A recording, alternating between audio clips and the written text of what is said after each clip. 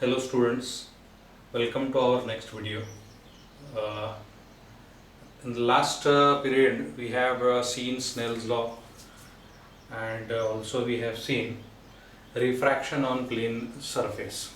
Snell's law में हम लोगों ने क्या देखा, देखो Snell's law जो है, Snell's law क्या बोलता है कि अगर समझो θ1 ये एंगल ऑफ इंसिडेंस है और θ2 ये एंगल ऑफ रिफ्रैक्शन है, so we have θ1 sin of θ1 upon sin of θ2 is equal to mu2 upon mu1, where mu2 is the refractive index of the medium in which angle of refraction is there and mu1 is the angle of refractive index of the medium in which θ1 lies. ठीक है, इसके बाद हम लोगों ने जो देखा formula h upon small h upon capital H का जो फॉर्मूला था that is equal to again mu of observer यानी refractive index of the observer यानी refractive index of the medium in which observer lies upon mu of the medium of the object. हम इसको इस तरह से याद रख सकते हैं. देखो स्मॉल h ये अपेरेंट डेप्थ है, कैपिटल H ये रियल डेप्थ है. अब ये एक्चुअली अगर समझो हम लोग देखेंगे, इफ यू सी, मान लो ये इंटरफेस है, this is the interface here और यहाँ पे ऑब्जेक्ट रखा हुआ है. ठीक है, ऑब्जेक्ट यहाँ पे है, रेज निकलते हैं, we will write this as capital H. Due to refraction ये जो ऑब्जेक्ट है, ऑब्जर्वर यहाँ पे है, ये मीडियम में समझो यहाँ पे एक आई है and I is observing the observer object, sorry I is the observer, this is the object, ये ऑब्जेक्ट है. ओके, तो यहां से जो है ना, जब आई इस ऑब्जेक्ट को देखता है तो ये ऑब्जेक्ट उसको थोड़ा सा ऊपर दिखता है. ये image, this is the image है. ओके, और इसको हम लोगों ने स्मॉल h लिखा था, if you remember this thing. अब ये जो पार्ट है यहां से यहां तक का पार्ट, ये तो फॉर्मूला बन जाता है. यहां पर देखो small h upon capital H is equal to mu of the observer, या फिर समझो हम इसको mu1 भी कहेंगे और उसको mu2 भी कहेंगे. So in such case we can write the formula as small h upon capital H is equal to mu1 upon mu2. ठीक है, नेक्स्ट पॉइंट जो हमको देखना है, अब इसका एप्लीकेशंस है. देखो today we shall see examples on this thing. Examples हम इस पे देखेंगे और एग्जांपल्स जो है हम लोग स्लैब, इस फॉर्मूला का एप्लीकेशन स्लैब में किस तरह से करते हैं, ग्लास स्लैब में. अभी देखो, let us come to the discussion. ये जो पार्ट है, ऑब्जेक्ट यहां पे है, यहां से यहां शिफ्ट हुआ, इस पार्ट को हम शिफ्ट कहते हैं. This part is called as shift. ठीक है, थोड़ी देर के लिए ये मान लो कि देखो ये जो मीडियम है इसका मैं रिफ्रैक्टिव इंडेक्स लेता हूं mu1 और इसका रिफ्रैक्टिव इंडेक्स लेता हूं mu2. अब इसी फॉर्मूला को यूज करके हम लोग शिफ्ट का फॉर्मूला कैसे बनाएंगे वो देखो.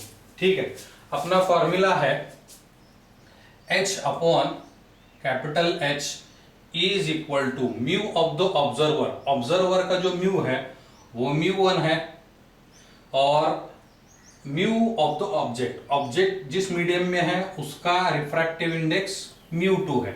ठीक है, तो अभी मैं क्या करता हूं, अगर समझो ये स्लैब है, स्लैब में क्या होगा कि ये इस तरह से स्लैब आएगा. स्मॉल h जो है ना, glass slab, this is glass slab. ठीक है, तो ये टोटल हाइट यहां से यहां तक ये टोटल हाइट बन जाएगा. इसको मैं अभी स्मॉल t लेता हूं और जो स्मॉल h बनेगा उसको मैं t डैश लेता हूं. स्मॉल h जो बन रहा है उसको मैं क्या करूंगा, I will take it as t dash. ठीक है, तो अभी देखो यहाँ पे जो है ना, ये फॉर्मूला टर्न होगा ऐसे, t dash upon small t is equal to mu1 upon mu2. ठीक है, t dash upon small t is equal to mu1 upon μ2, इसको यहाँ ट्रांसफर करेंगे, we get t dash is equal to t into μ1 upon μ2। Okay, I hope that you are understanding this thing. अब shift पे आएंगे। Figure देखो, very simple figure है, यहां से यहां तक ये h है, ये s है। अगर h और शिफ्ट को मैं s नोटेशन यूज करता हूं, ठीक है, शिफ्ट को अगर हम स्मॉल s का नोटेशन यूज करेंगे, स्मॉल s कैपिटल S जो भी है, तो फॉर्मूला इस तरह से बनेगा, small h plus s is equal to capital H। ये यहां से यहां तक स्मॉल h है, ये s है और ये कैपिटल H है। या समझो यहां पे भी अगर इफ वी सी दिस, तो यहां से यहां तक ये शिफ्ट है। शिफ्ट का मतलब क्या है कि एक्चुअल में जो फिगर है वो थोड़ा सा जो ऑब्जेक्ट है, यहाँ पे भी देखो, अगर तुम लोग यहाँ पर if you see here also, object जो है ऑब्जर्वर को थोड़ा सा ऊपर दिखता है। रिमेंबर दिस थिंग, यहाँ पर हमेशा ऐसा नहीं होता। ऑब्जर्वर ये रेयर मीडियम में है, ऑब्जेक्ट ये डेंसर मीडियम में है। ऑब्जेक्ट कहाँ है? डेंसर मीडियम में है, ऑब्जर्वर रेयर मीडियम में है। सो इन सच केस ऑब्जेक्ट थोड़ा सा ऊपर दिखता है। उल्टा अगर केस है, ऑब्जर्वर जो है अगर डेंसर में है और ऑब्जेक्ट रेयर में है, तो ऑब्जेक्ट जो है ना, इमेज पीछे जाएगा, it will go far away from the interface. Remember this thing. फिर से मैं इस चीज को रिपीट कर रहा हूं। देखो, ऑब्जर्वर ये रेयर मीडियम में है, ऑब्जेक्ट ये डेंसर मीडियम में है, तो इमेज जो है ना इंटरफेस से नजदीक आएगा। और अगर समझो ऑब्जर्वर इधर है डेंसर मीडियम में और ऑब्जेक्ट रेयर मीडियम में है, तो इमेज जो है इंटरफेस से दूर चला जाएगा। I hope that you are understanding this thing.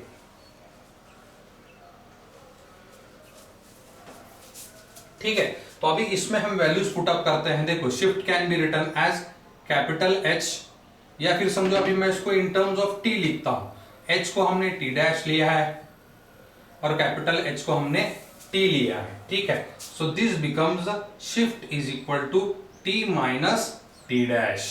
Okay, so this will be T minus, अब T डैश की ये वैल्यू हम लोग यहां पे यूज करेंगे, T इंटू μ1 अपॉन μ2। T को कॉमन लेंगे, this will be 1 minus μ1 upon μ2। तो ये हो गया general formula for shift in slab. याद रखो, this is the formula, general formula for shift in the slab, that is S is equal to T into bracket 1 minus μ1 upon μ2। तो इस तरह से देखो, अभी हमारा ये तीसरा फॉर्मूला बन गया। ये फॉर्मूला नंबर 1, ये फॉर्मूला 2 और ये फॉर्मूला 3। कौन सा फॉर्मूला है? Shift is equal to S is equal to T into bracket 1 minus μ1 upon μ2। T क्या है? T ये थिकनेस ऑफ द स्लैब है। देखो यहाँ पर T ये थिकनेस ऑफ द स्लैब है। और μ1 क्या है? देखो, μ1 जो है ना, ये म्यू ऑफ द ऑब्जर्वर है। मतलब μ1 क्या है? Mu is the refractive index of the medium in which the observer lies. और μ2 क्या है? μ2 is the refractive index of the object. μ2 is the refractive index of the object और μ1 क्या है? Refractive index of the observer. Remember this thing. अब यहां पे जो है ना, अगर समझो, मान लो कि क्या होगा, दो मीडियम जो है, दो मीडियम में एक मीडियम, ऊपर का जो मीडियम अगर समझो एयर है, फर्स्ट मीडियम अगर समझो, मैं मान लेता हूं कि फर्स्ट मीडियम इज एयर।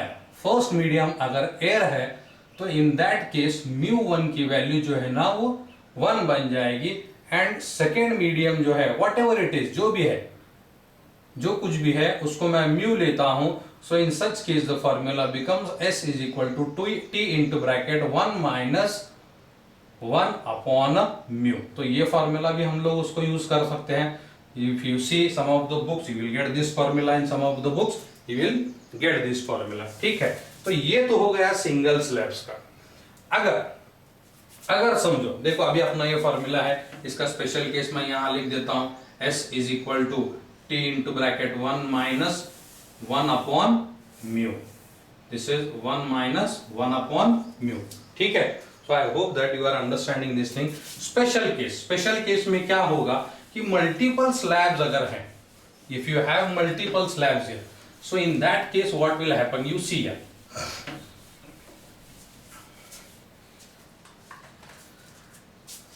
देखो ये एक स्लैब है, then again one, then again one, then again one, ठीक है। इसका रिफ्रैक्टिव इंडेक्स मैं μ1 लेता हूं, then this is μ2, then this is μ3 and again μ4, ठीक है। इसके शिफ्ट को हम, ये shift S1, this is S2, this is S3, okay.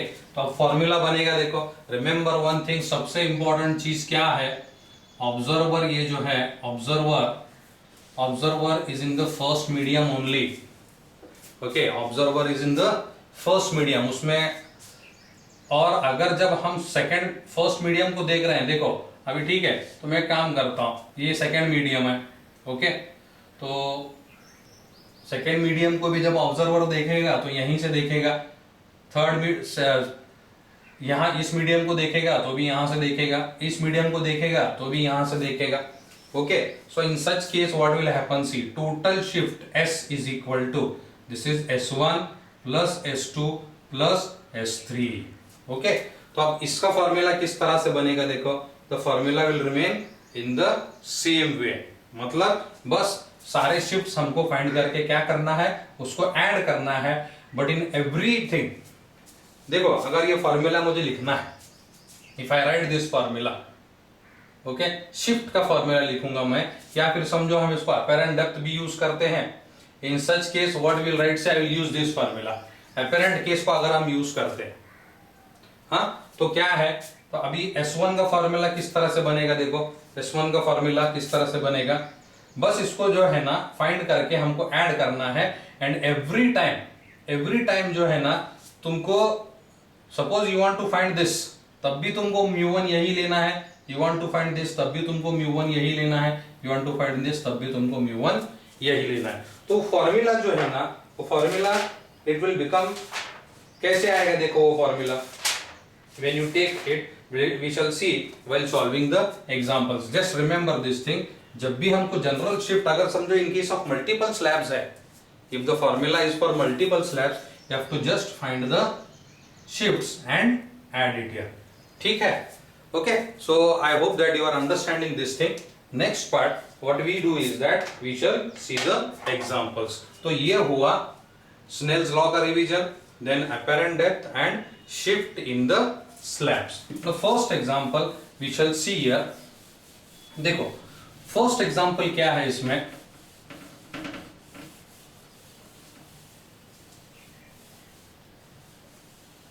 Question number 1,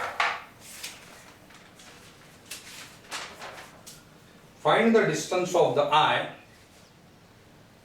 find the distance of the eye as observed by the fish, and question is given here. Question क्या है, देखो अभी, ओके, क्वेश्चन है, यहां पे एक फिश एक्वेरियम है,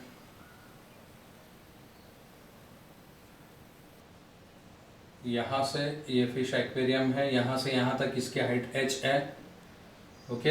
again this is from here to here it is h, here somewhere a fish is there, यहां पे मान लो एक फिश है, ठीक है, इसकी हाइट यहां से यहां तक h/2 है, and then we have an eye at the height of h here. Now question is find the, पहले देखो एक सिंपल क्वेश्चन हम लोग इसमें करेंगे। क्वेश्चन सिंपल क्या करेंगे कि अपेरेंट डेप्थ हम इसमें फाइंड करेंगे,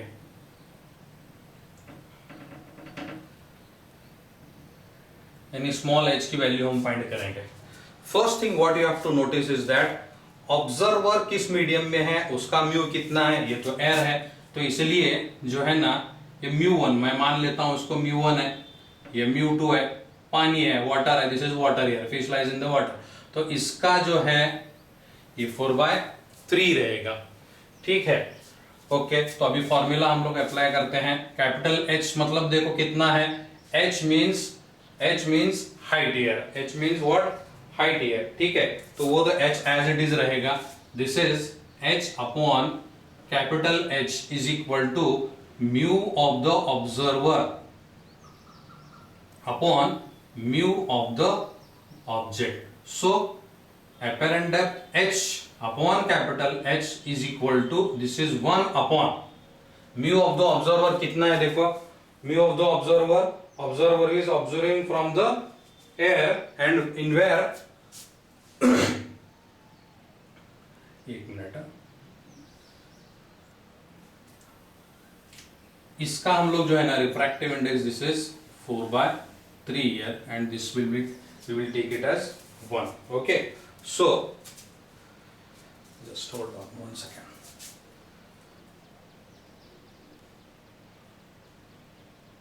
क्वेश्चन मैं लिखता हूं यहां पर, see what is the question. Question is find the distance of the eye as observed by the fish, as observed by the fish. Okay, let me correct myself, यहाँ पर जो है ना थोड़ा सा मिस्टेक हो गया था. See what I will write here, question I will write here, find distance of eye, find the distance of the eye as observed by the fish. मतलब फिश ये ऑब्जर्वर बना, ऑब्जर्वर कौन है देखो, ऑब्जर्वर फिश है और object ये आई है. ठीक है, अब हो जाएगा अपना h small h upon capital H is equal to, observer कौन है, फिश है. ठीक है, और ऑब्जेक्ट कौन है, ऑब्जेक्ट इज आई. तो वो एयर में है जिसका रिफ्रैक्टिव इंडेक्स 1 है, इसका 4/3 है. So we get this as 4/3 upon 1. So we have h is equal to 4/3h. Means what, देखो इसका मतलब क्या है, explain you this thing, what is the meaning of this thing. इसका मतलब ये है कि जो आई है as observed by the fish, वो फिश को जो है ना ये डिस्टेंस से थोड़ा सा दूर दिखेगा. Remember this thing. ओके, अभी we are not on to the actual answer. Find the distance of the eye as observed by the fish. अभी हमको फिश का और आई के बीच का जो है वो डिस्टेंस हमको फाइंड करना है. ये तो अपेरेंट डेप्थ हुआ. अपेरेंट डेप्थ मतलब देखो ये, ठीक है. अभी यहां पे कैसा है, you try to understand this thing. मैं तुमको पहले ही बताया था कि जो डेंसर मीडियम में जो ऑब्जेक्ट है वो इंटरफेस को नजदीक जाएगा और जो रेयर मीडियम में जो ऑब्जेक्ट है वो इंटरफेस से दूर चला जाएगा. Here see I repeat it once again, rare medium, denser medium. ठीक है, तो अपेरेंसी में क्या होता है कि डेंसर मीडियम का जो ऑब्जेक्ट है, if observer is in the rare medium, object is in the denser medium, तो ऑब्जेक्ट थोड़ा सा इंटरफेस को नजदीक चला जाएगा. और ऑब्जर्वर अगर डेंसर मीडियम में है और ऑब्जेक्ट अगर रेयर मीडियम में है तो ऑब्जेक्ट थोड़ा सा दूर चला जाएगा. सो दिस मीन्स दैट, इस स्टेटमेंट का देखो h is equal to 4/3h का मतलब क्या है कि अभी ये जो i का डिस्टेंस है, दिस डिस्टेंस i जो है ये डिस्टेंस से और थोड़ा सा ऊपर दिखने लगेगा फिश को. ठीक है, इसका मतलब h is equal to 4/3h का मतलब क्या है कि i जो है वो यहाँ h डिस्टेंस पे है. Instead of h distance it will move little bit above. कितना, वो 4/3 इंटू h. ठीक है, is it clear to you. अच्छा, अभी डिस्टेंस हम फाइंड करेंगे. देखो डिस्टेंस बिटवीन और distance of the eye as observed by fish. तो वो हो जाएगा, ये तो ऊपर खिसक गया. देखो क्या हो रहा है, देखो यहां पे try to understand this thing. ये ऑलरेडी h डिस्टेंस पे, रियल डिस्टेंस h है इसका, और अपेरेंसी की वजह से ये और थोड़ा सा ऊपर निकल गया. कितना निकल गया, वो हो गया 4/3h. ठीक है, तो अब टोटल डिस्टेंस दोनों का बनेगा h plus 4/3h and the answer comes, this is 7/3h. Is it clear to you, समझ में आया तुमको.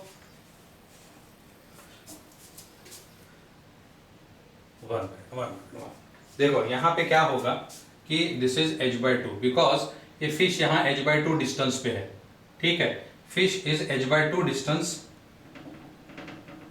तो अभी इसको हम कैलकुलेट करेंगे, क्रॉस मल्टीप्लाई करो, this is 3 here, 3 plus 8, 11. 11 upon 6h. So distance between the eye, distance of the eye as observed by the fish is equal to 11 upon 6h. ठीक है? So I hope that you have understood this thing. In the next part of this video, we shall see few more examples based on this concept. Thank you very much.